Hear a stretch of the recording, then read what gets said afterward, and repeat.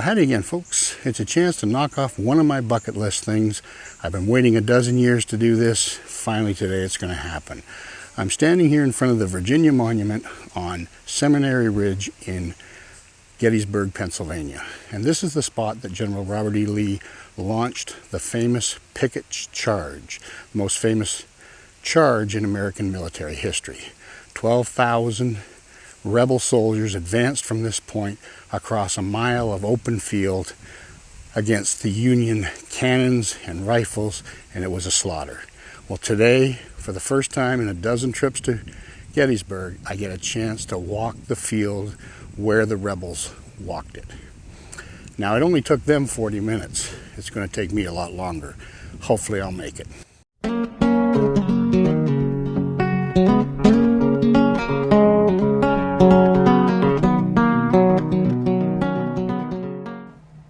So it's simple, folks. I could have been lying on a beach, but no, I am not smart enough for that. Instead, I'm soaked in sweat under a blazing sun, walking across a mile of open field because it seems like the fun thing to do. I know. Get a grip, Rick. One can study Civil War events exhaustively for decades and think you understand, that you get it. Visiting archives, reading books, attending roundtables, picking licensed guides, exhaustive knowledge, and even watching the movies Glory, Gods and Generals, and Gettysburg, and you think you have it nailed.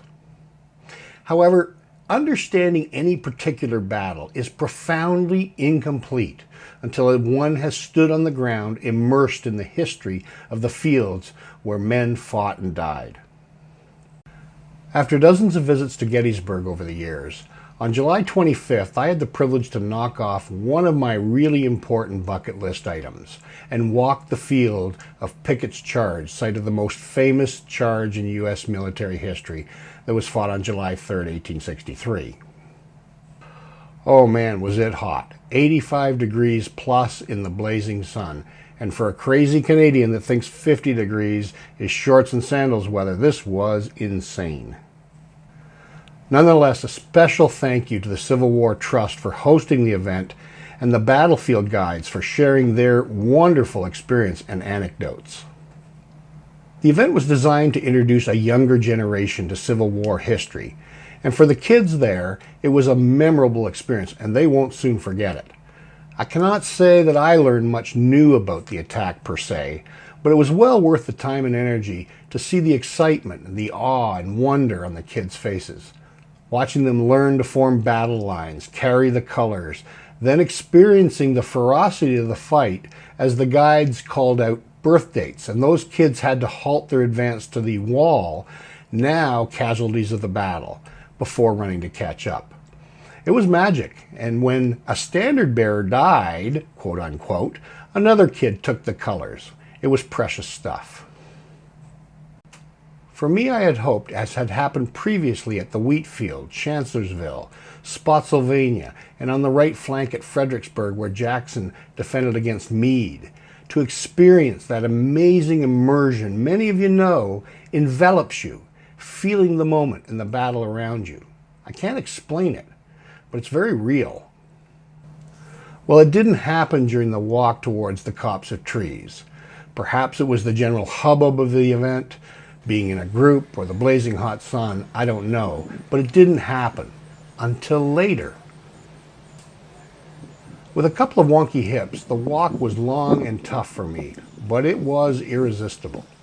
After it was over, soaked in sweat, overheated and pooped, I rested in the trees on Seminary Ridge. Alone then, it hit. Realizing I was sitting among the trees where anxious Confederate soldiers had quietly waited, perhaps praying for the 2 hours before receiving orders to advance, many of them to their death, it became very real, like I was part of the silent waiting. I know many of you watching this video understand this. So an important bucket list item is crossed off and done, and it was very much worth it. You get such a different perspective of the micro-topography over which the charge happened than you would even just looking at it from the Federal or the Confederate line. A Union soldier writing home after the battle remarked how the wave of advancing Confederates seemed to disappear during the charge, only to reappear even closer than before.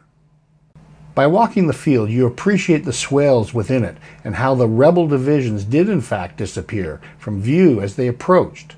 That brief respite from Federal cannons and rifles the Confederate men faced as they dipped into the hollows must have seemed like a godsend. It really is amazing to make the walk and see what they faced. So folks, if you ever get the opportunity, get out and walk the Civil War fields. No amount of reading can replace the understanding provided when you do.